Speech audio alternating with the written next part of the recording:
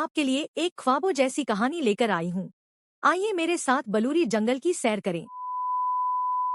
कहीं बहुत दूर, दुनिया की नजरों से छुपे हुए एक अजीबोगरीब खित्ते में एक ऐसा जंगल था जो सूरज की रोशनी में बलूर की तरह चमकता था और चांदनी रातों में चांद के आंचल की मानंद दमकता था। इस जंगल को बलूरी जंगल कहा जाता था। यहाँ के दरख्त शफ्फाफ पत्ते रखते थे, हर शाख से रोशनी फूटती थी और फूल रात में जुगनुओं की तरह झिलमिला उठते थे। बलूरी जंगल में सिर्फ जानवर ही नहीं रहते थे बल्कि परियां, जादूगर परिंदे, बोलते फूल और हवा में तैरते पानी के कतरे भी आबाद थे। इन सब के दरमियान सबसे खास और महबूब हस्ती थी एक फाख्ता परी, जिसका नाम था नूरीन। नूरीन के पर चांदनी जैसे सफेद थे, लेकिन उनमें सुनहरी धारियां भी थी जो दिन की रोशनी में कोसोक्ष जैसे रंग बिखेरती थी।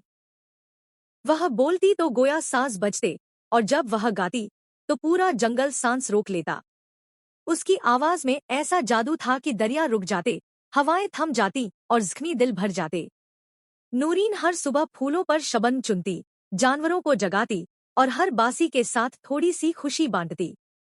लेकिन उसकी सबसे खास बात यह थी कि वह सबकी सुनने वाली थी। किसी नन्हे खरगोश की परेशानी हो या किसी बूढ़े दरख्त का दुख, नूरीन सबकी बात दिल से सुनती और फिर नरमी से मुस्कुराकर कहती, यह दुख भी खुशी में ढल जाएगा। मगर अमन की इस वादी पर खतरे की आहट आने लगी।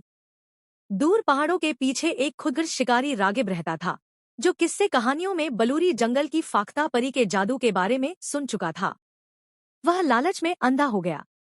उसने सोचा कि अगर वह नूरीन को कैद कर ले तो उसकी जादुई आवाज और परों को बेचकर वह दुनिया का सबसे अमीर इंसान बन जाएगा। एक अंधेरी रात, जब जंगल ख्वाब में था, रागिब ने चुपके से बलूरी जंगल में कदम रखा। उसके पास जाल, जादू शिकन तीर और एक बोतल में कैद अंधेरे का धुआं था। वह कई दिन छुपकर नूरीन का पीछा करता रहा, उसकी उड़ान देखता, उसकी आदतें सीखता और मौके की ताक में रहा। नूरीन को खतरे का एहसास हो गया था। जंगल की हवा में बेचैनी थी, पत्तों का सरसराना बदल गया था, परिंदे कम बोलने लगे थे। वह समझ गई कि कोई बाहर वाला आया है जो अमन छीनने आया है। उसने बूढ़े उल्लू बाबा से मशवरा किया। उल्लू बाबा, जो जंगल का सबसे दाना परिंदा था, बोला, ए नूरीन, अगर तुम चाहो तो शिकारी को जादू से रोक सकती हो, मगर हर जादू की एक कीमत होती है। नूरीन ने सर हिलाया और चुपचाप दरिया की तरफ चल दी। वह एक खास जगह पहुंची जहां बलूरी जंगल का दिल धड़कता था, एक नीला जगमगाता कुआं जिसे नगमाती चश्मा कहा जाता था। नूरीन ने वहां अपने पर झाड़े और अपने गले से आवाज का जादू निकालकर पानी में दफना दिया। जैसे ही उसकी आवाज चश्मे में तहलील हुई, जंगल में एक लम्हे को सन्नाटा छा गया। लेकिन उसके बाद ऐसी रोशनी फूटी जो शिकारी रागिब की आंखों को चुंधिया गई। उसका जादू उलट गया और वह खुद अंधेरे में गुम हो गया। कोई नहीं जानता कि वह कहाँ गया। बात कहते हैं कि वह बलूरी दरख्तों में कैद हो गया, और बात कहते हैं कि वह जंगल की सरहद से बाहर एक साए में हमेशा के लिए खो गया। नूरीन वापस लौटी, मगर अब वह गाती न थी। उसके लब खामोश थे, मगर आंखों में वही नरमी, वही शफकत थी।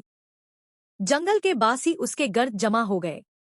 वह जानते थे कि वह बोल नहीं सकती, मगर उसकी खामोशी भी उनके दिलों को सुकून देती थी। हर साल जब चांदनी सबसे ज्यादा रोशन होती है, बलूरी जंगल के बासी चमक रात मनाते हैं। वह दरख्तों को रोशनियों से सजाते हैं, फूलों से पैगाम लिखते हैं और चश्मे के किनारे खामोश होकर नूरीन की कुर्बानी को याद करते हैं। उस रात जंगल गाता है, मगर सिर्फ दिलों की जुबान में, क्योंकि फाख्ता परी खामोश हो गई थी, लेकिन उसका जादू हमेशा के लिए बलूरी जंगल में जिंदा रह गया था।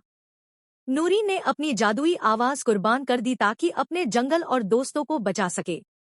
यह सिखाता है कि दूसरों की भलाई के लिए अपनी खुशी कुर्बान करना एक आला अमल है।